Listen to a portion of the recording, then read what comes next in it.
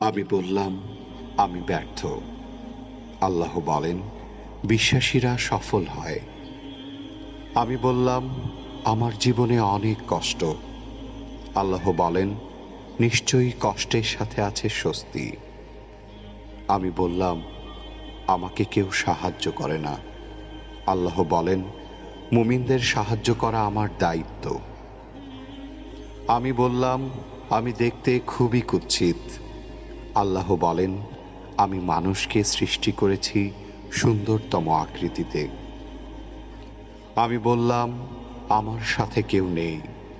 আল্লাহ বলেন, ভয় করো না, আমি মুমিনদের সাথে আছি।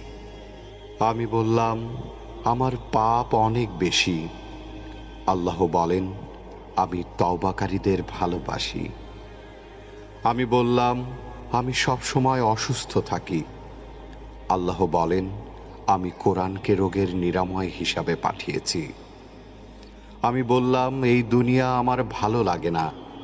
আল্লাহ বলেন, তোমার জন্য পরকাল ইহকাল অপেক্ষা শ্রেয়।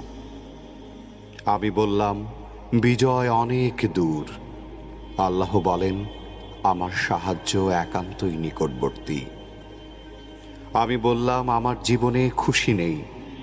আল্লাহ বলেন, শীঘ্রই তোমার রব তোমাকে এত দেবেন যে তুমি খুশি হয়ে যাবে। আমি বললাম, আমি সব সময় হতাশ।